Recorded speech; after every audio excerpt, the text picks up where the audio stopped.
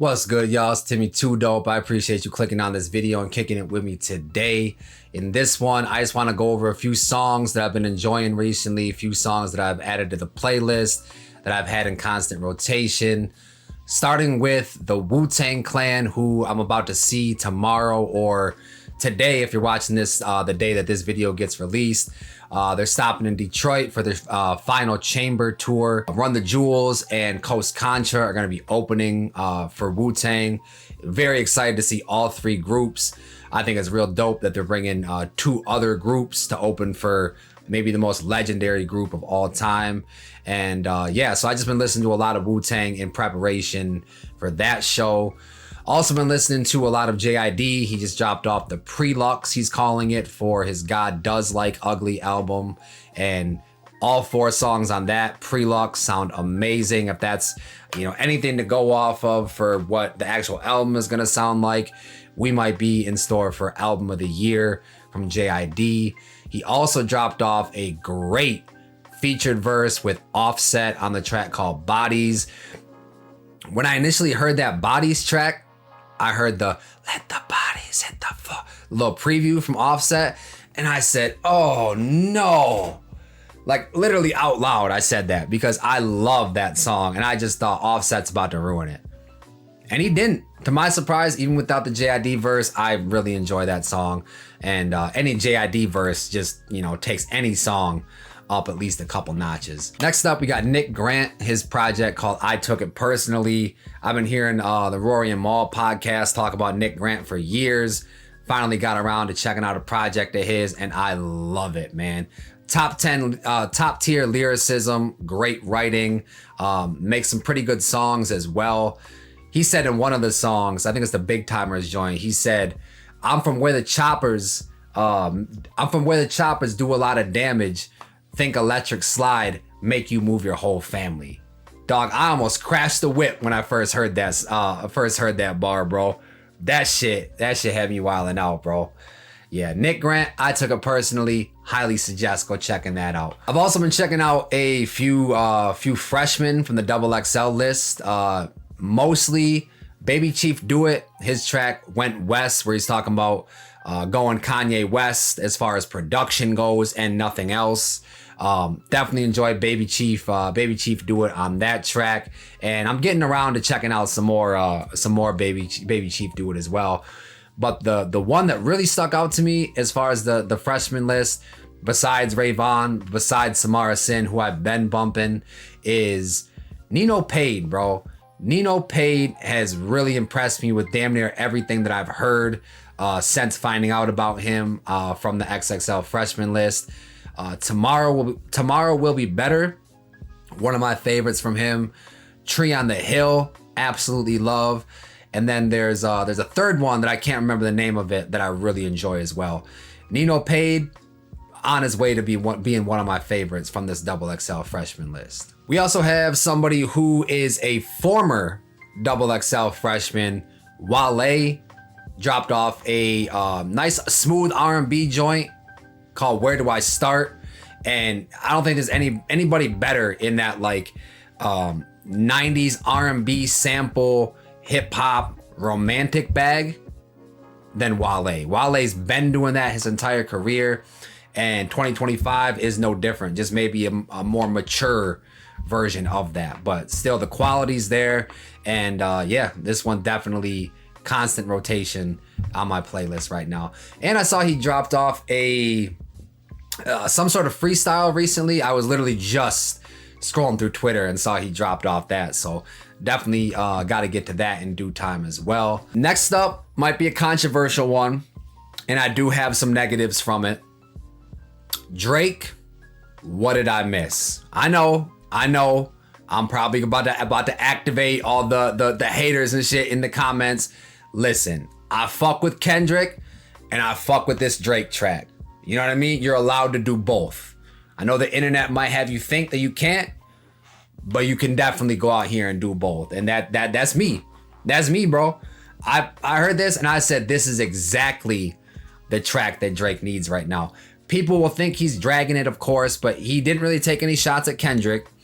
He mostly just addressed his former friends that turned their backs on him during the beef. I think it's something that needed to be addressed by him. I do feel like it was kind of like an elephant in the room that he did need to address, so I'm glad it got addressed.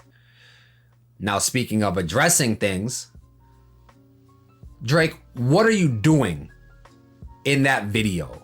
In the beginning of that video, you know what I'm talking about.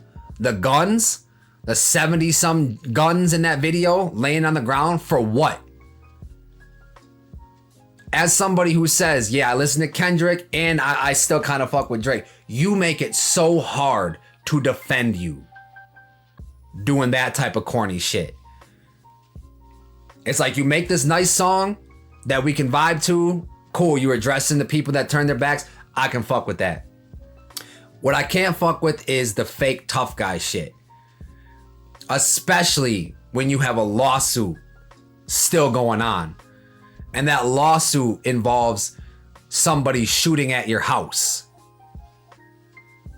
Tone deaf is an understatement when it comes to this music video.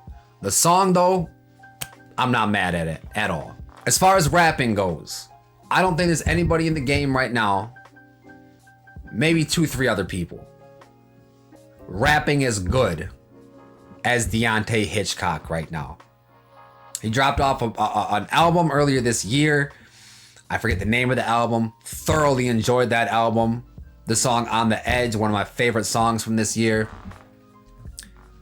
Just recently dropped off a little 2-song EP, Way Too Forgiving. And there was another track on there that slips my mind. Y'all can tell I don't have the greatest memory.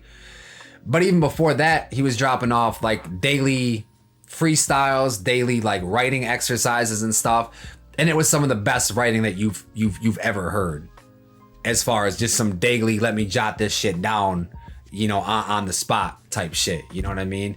Deante Hitchcock, if you don't know about him, I highly suggest going and checking. I wish I could remember the name. When I go back and edit, I'll put the name of the album up, but highly suggest checking out that project and anything that comes out from Deante, because like I said, he's one of the best pure rappers in the game right now. I put him up against damn near anybody. Next, we got Tree by Chance the Rapper, Lil Wayne, and Smino. When I saw that this got announced and I saw these 3 names, Chance, Smino, and Lil Wayne, immediately I thought this is an all-star lineup. Like, these are 3 names that I wouldn't think to put together, but as soon as I saw them on paper, yo, I need that immediately. And this song lived up to all those expectations, man. I wish Smino would have had a longer part. That's it. But his little bridge, his little hook, I think it fit the song very well. Lil Wayne, great featured verse after the Carter 6 and all the flack he was getting from that. I'm real glad that he kind of redeemed himself with this verse. What'd he say? My mama had to work. My stepdaddy had to work.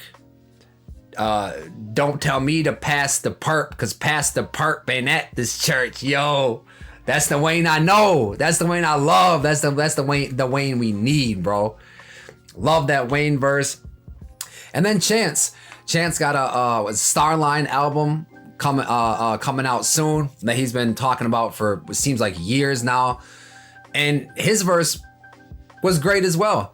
He had that line about, you know, basically the whole song is, you know, on the surface, you might think the song is like a weed song. And it is, kinda. You can smoke to it for sure. You can kind of not think too deeply into it and just take it for what it is on the surface level and just vibe out and smoke one to it. But if you're really getting deep into the lyrics, Chance is talking about dispensaries being legal and how black people aren't really getting cut into the licenses you need to legally sell weed in, he's from Illinois. I don't know what the rules and stuff are there, but I'm from Michigan, and Michigan was one of the first states to legalize. And I don't know too many black owned dispensaries, you know what I mean? And that's, you know, something that I'm not too educated in, so I might be wrong, but you let Chance tell it. Black people aren't getting a fair shake as far as owning dispensaries and stuff like that. And he touches on, you know, pre-legalization and, you know, people being incarcerated and stuff. It's much deeper than just a weed song. It's much deeper than what you see on the surface level. And Chance touches on that. I like the part where he's talking about, my mom came home from working at the factory. My mom came home from working at the factor. He said, I think my mom worked with saltines down at the factor because every time she came home, she kept on complaining about the crackers.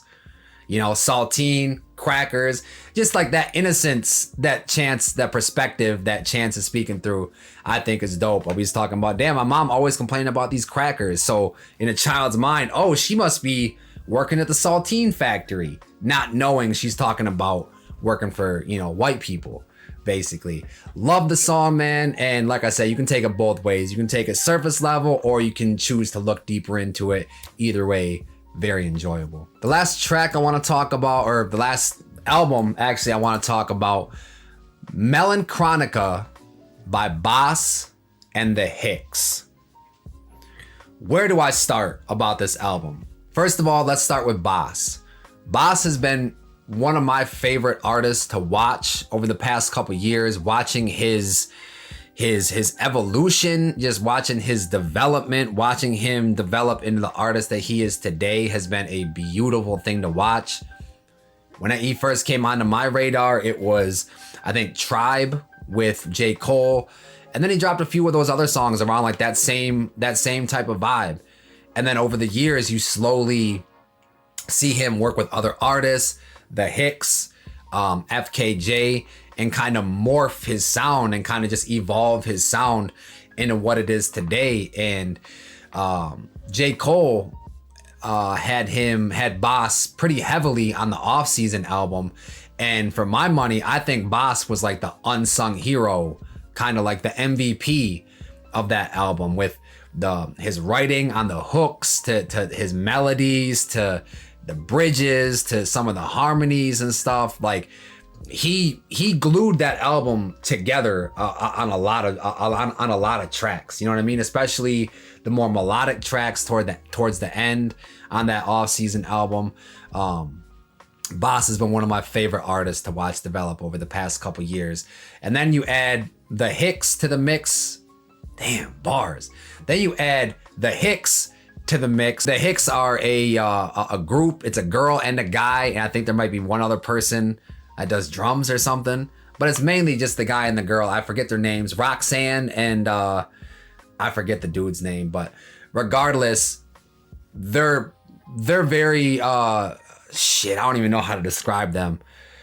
They're not rap, you know what I mean? They're not really hip hop. They're from the UK, so they have a completely different sound.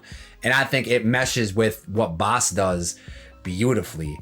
As far as this album goes, they said they started it in 2017 or 2018. So 7-8 years in the making. And you can definitely tell in the best possible ways, you can tell this album took 7-8 years. Just the attention to detail on every single song, the thoughtfulness given to this album on every single song. It's just apparent that they took their time with it and they crafted exactly the album that they wanted to craft. Couple standouts for me, you got the intro, Out of Sight.